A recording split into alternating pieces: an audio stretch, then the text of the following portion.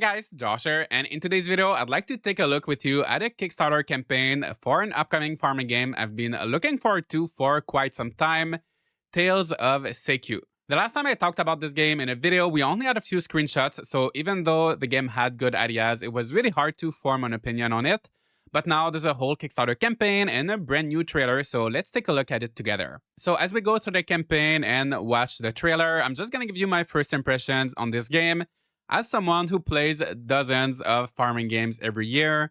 So maybe it's gonna help you make a decision if you want to back this game or not. But as always, just keep in mind with every Kickstarter project, there are some risks involved. Even though the game is backed, it doesn't mean it's gonna be the same as it is advertised in the campaign. It doesn't mean the game will come to life. So I'm just giving you my personal opinion, and then you can do whatever you want. So let's start. This game is called Tales of Seikyu, and they describe it as an RPG farming sim game where you can rebuild the old farmhouse, develop relationships, and explore a vast yokai world with friends. So I think that's one of the selling points of this game that's going to make it different from other farming games, is that there's going to be these yokai, which are like Japanese spirits, and I think you'll be able to transform into them or have them help on your farm or something like that. And they've already met their goal. So they had a goal of 40,000 US dollars. So they've already exceeded that goal. Obviously, they're going to have some stretch goals, which we're going to take a look at a bit later. And they still have 37 days to go. But first, let's take a look at the trailer. So I'm just going to remove myself so you guys can actually see the whole trailer. And the first thing that caught my eye the first time I saw this game was the graphics. It just looks so beautiful, like the lighting and the environments. And yeah, here you can see the main feature of the game. So you will be able to transform into these different creatures. So right here you can see that you will be able to fly, which is pretty nice, or like transform into creatures that will help you with your farming chores. Yeah, this just looks so nice. I don't know why. This reminds me of Sunnyside a little bit. You can't transform in Sunnyside, but I feel like the graphics, maybe they're using like the same engine or something, but it looks a little bit similar to Sunnyside for some reason. Ooh, so you'll be able to interact with the environment. Yeah, gather some resources, decorate your farm.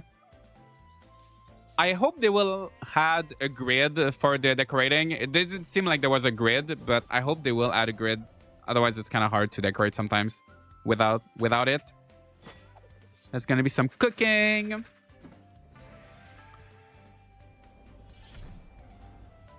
Ooh, there's gonna be some fighting as well. Meet someone special and some romance, I assume, I guess. The music is interesting. The music is nice. This town looks good. Yeah, the graphics, the character portraits are nice as well. Let's have animal people, right? Oh, what is that? I guess they're all yokai, right? Maybe.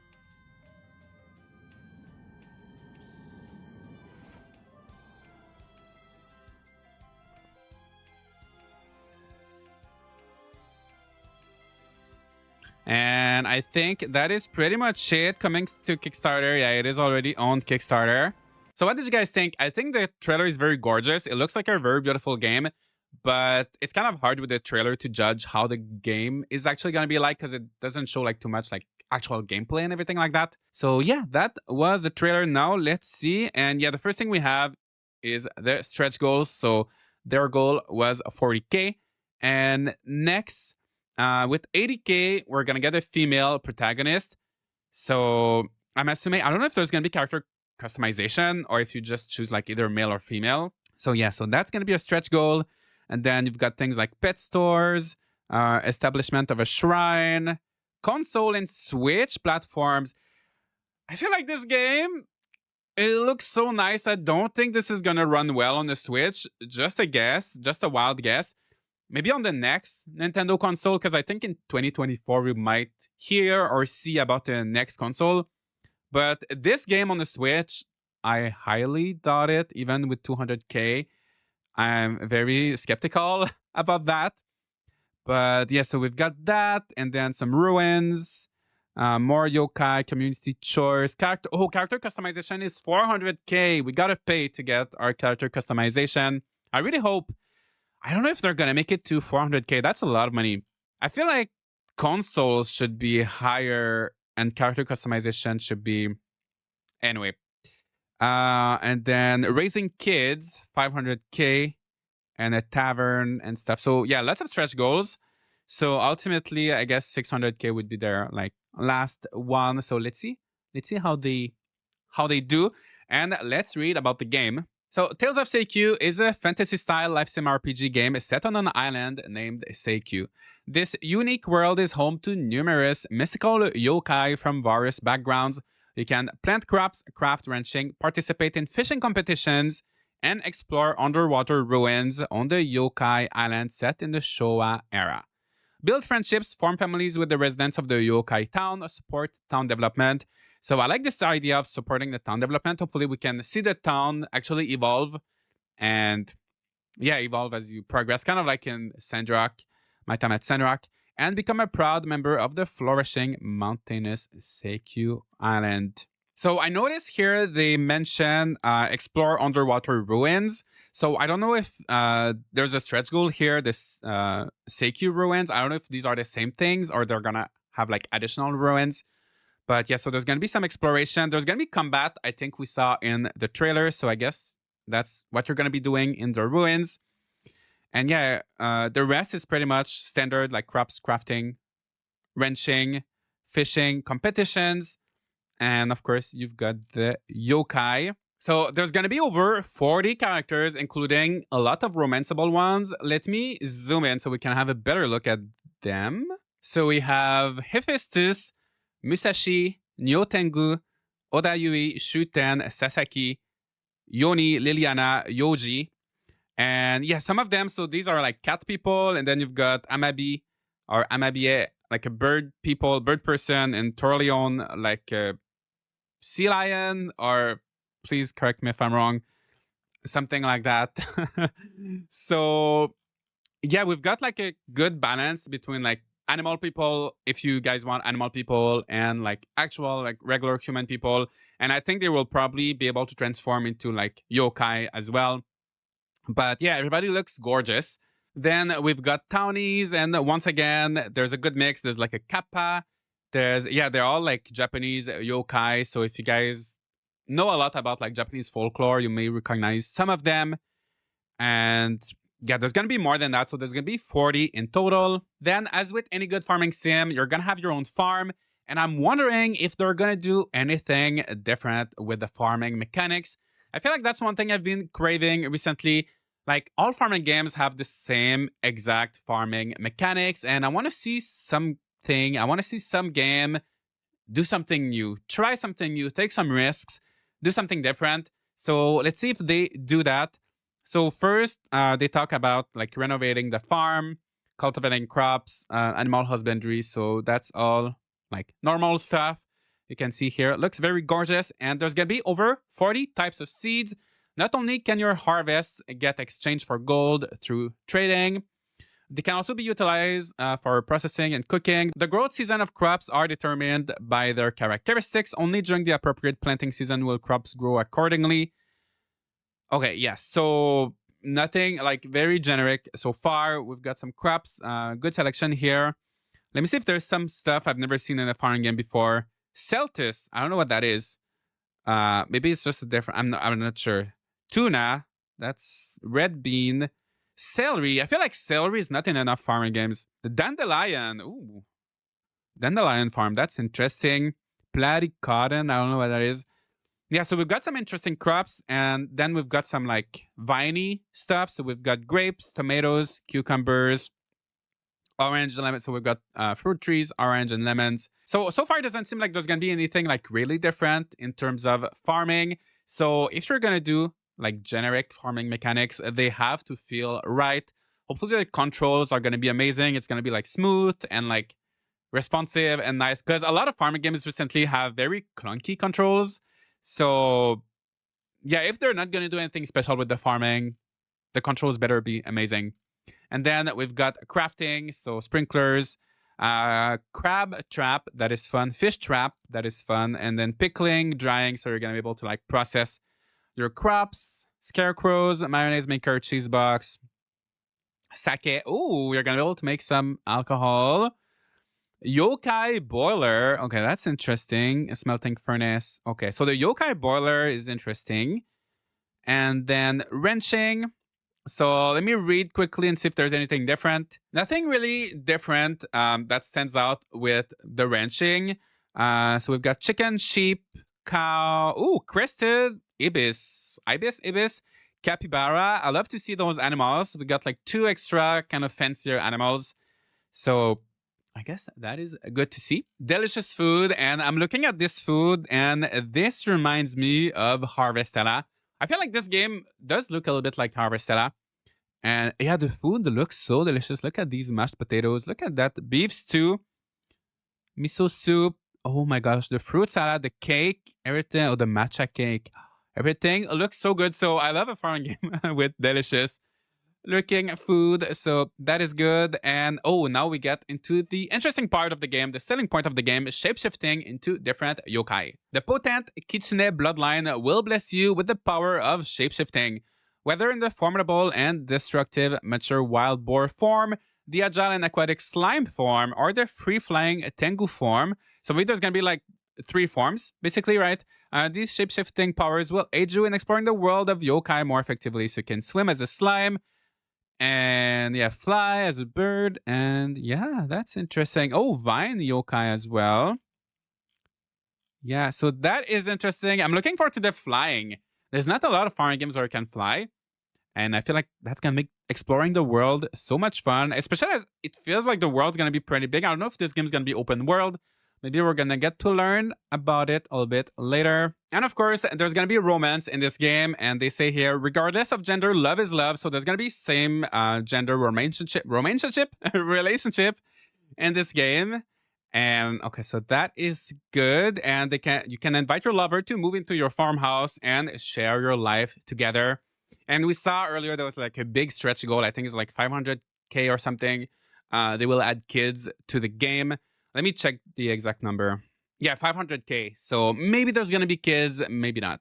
All right, next, explore Seikyu Island. This historically rich island boasts abundant natural resources. So we're going to get materials and explore the island.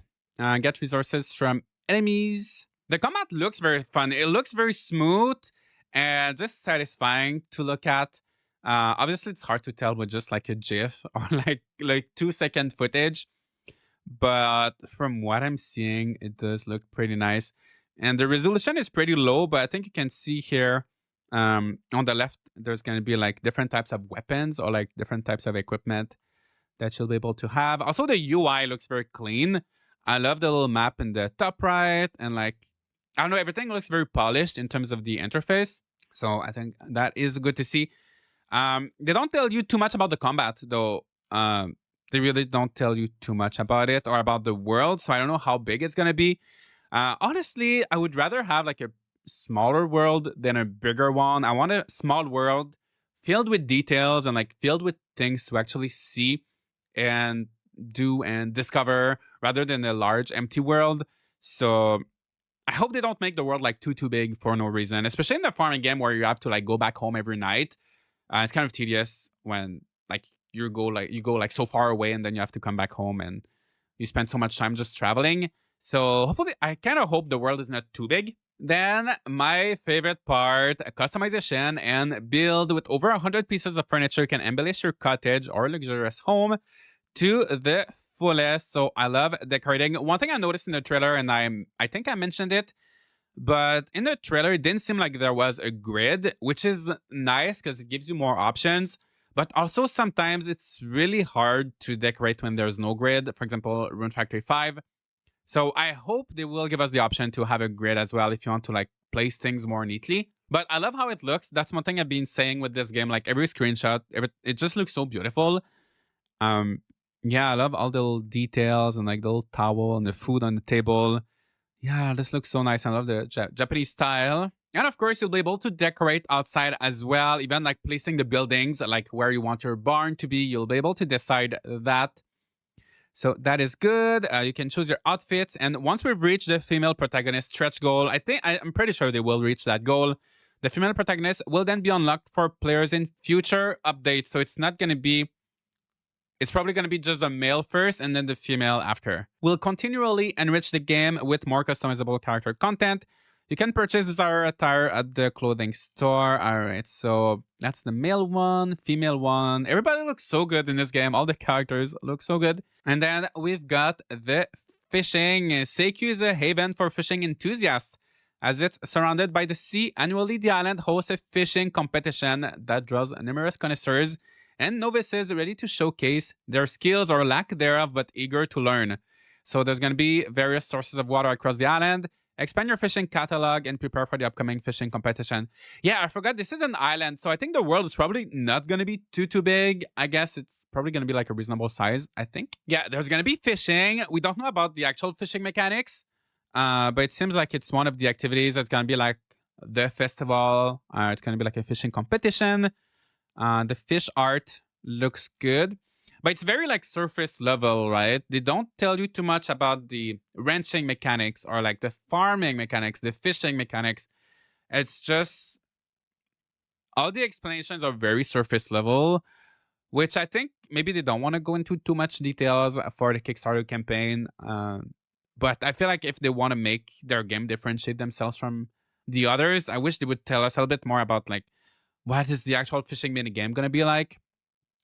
But anyway, let's keep going. And actually, fishing competitions are not going to be the only like festivities. There's going to be New Year, Mikoshi, Valentine's Day, Christmas, and more.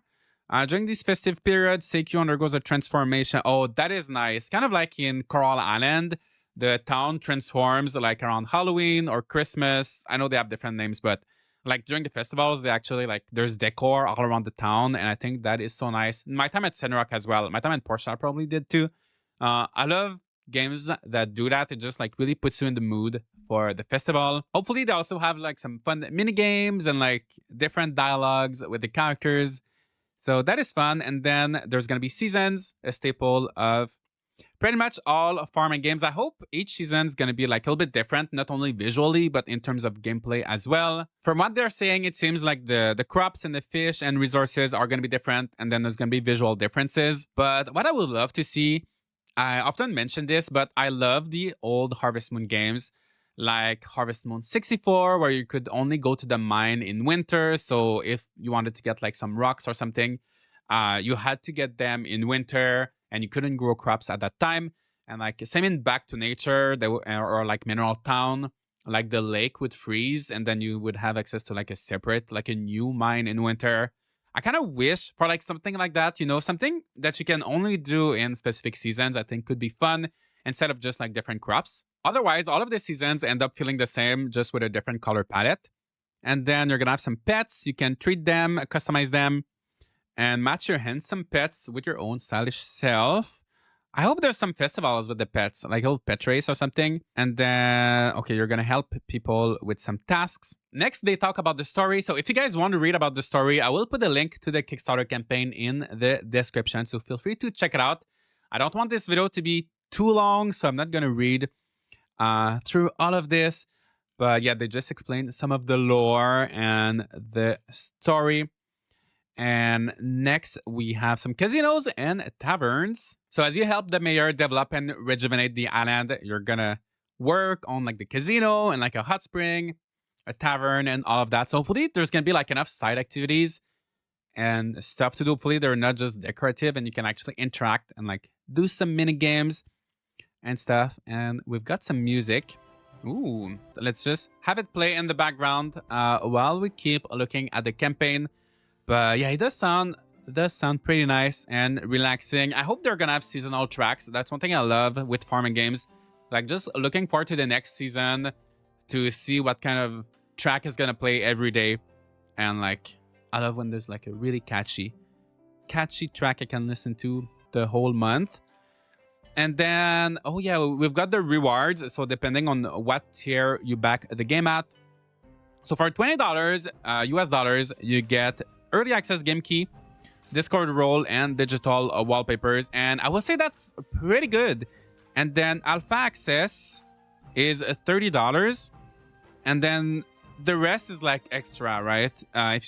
If you pay more than $30.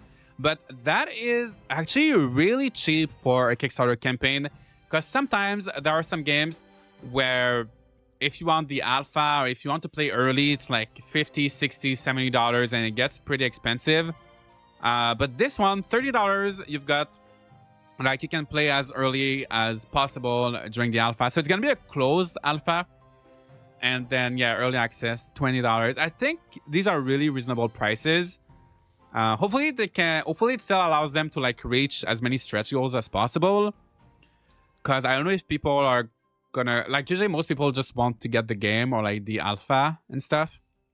So let's see, after that, you've got like furniture, name and credits, weapon, and for 3,500 design and NPC.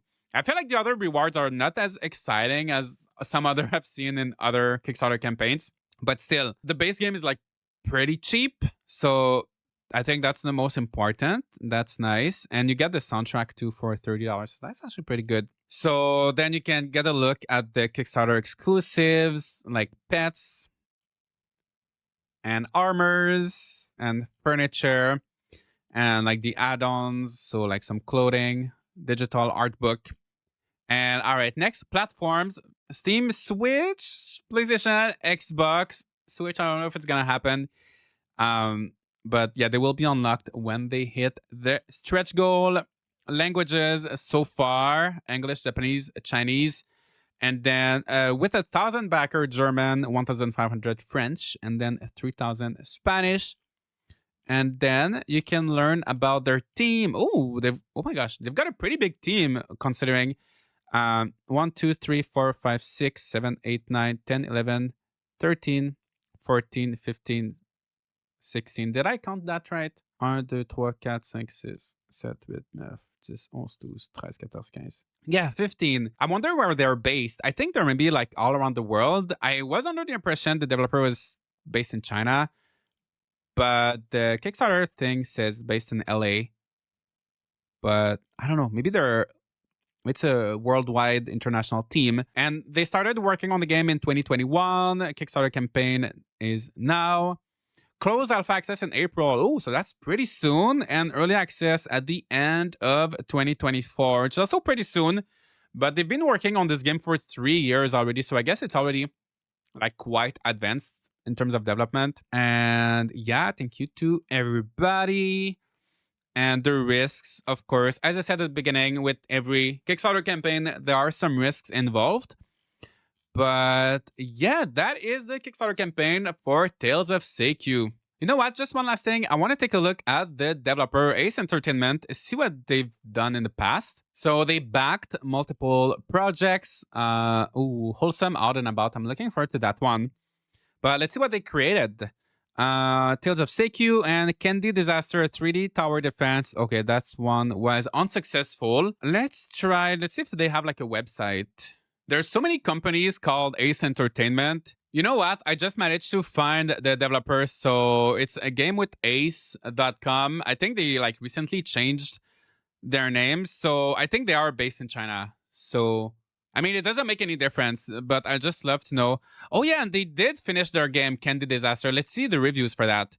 So it has very positive reviews. So their first game had good reviews overall. And yeah, it's a very different.